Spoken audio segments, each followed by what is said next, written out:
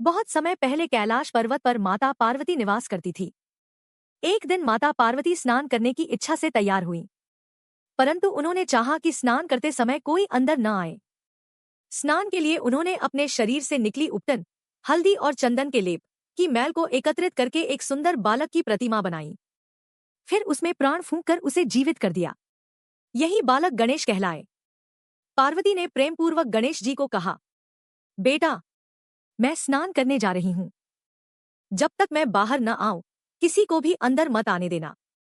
गणेश जी ने माता का आदेश सिर आंखों पर ले लिया। उसी समय भगवान शिवजी कैलाश पर आए।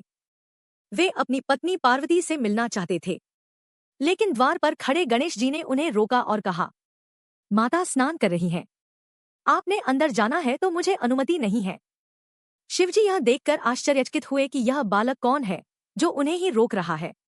उन्होंने कई बार समझाया, मैं पार्वती का पति हूं, मुझे जाने दो।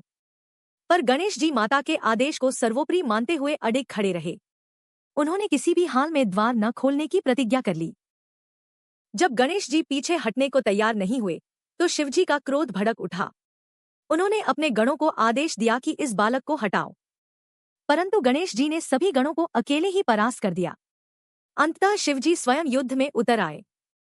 जब बात बहुत बढ़ गई तो भगवान शिव ने अपने त्रिशूल से वार करके गणेश जी का सिर धड़ से अलग कर दिया। गणेश जी का सिर धड़ से अलग होते ही उनका शरीर निश्चल होकर गिर पड़ा। जब माता पार्वती स्नान कर बाहर आईं और अपने पुत्र गणेश को मृत देखकर विलाप करने लगीं, तो उनका क्रोध असहनीय हो गया।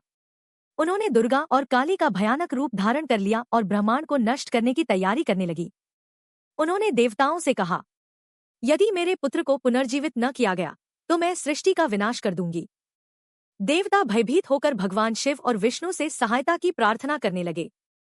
शिवजी ने अपने गणों को आदेश दिया, उत्तर दिशा की ओर जाओ और वहां जिस भी प्राणी का सिर सबसे पहले मिले उसे काट कर ले आओ। गण तुरंत निकल पड़े। उन्हें सबसे पहले एक हाथी का बच्चा गज मिला। उन्होंने उसका सिर काट कर ले आए। भगवान शिव ने हाथी का सिर गणेश जी के धड़ पर स्थापित कर दिया और उसमें प्राण प्रतिष्ठा की। इस प्रकार गणेश जी पुनर्जीवित हो गए, परंतु उनका स्वरूप गजानन हाथीमुख हो गया। गणेश को वरदान और प्रथम पूज्य पद। माता पार्वती ने पुत्र को पुनः जीवित पाकर संतोष पाया। शिवजी ने कहा, अब से गणेश सभी देवताओं में अग्रपूज्य होंगे। किसी भी देव कार्य, यज्ञ या पूजा में सर्वप्रथम गणेश की वंदना की जाएगी। तुम्हें विघ्नहर्ता और सिद्धि विनायक का स्थान प्राप्त होगा। तब से भगवान गणेश को प्रथम पूज्य देवता माना जाने लगा।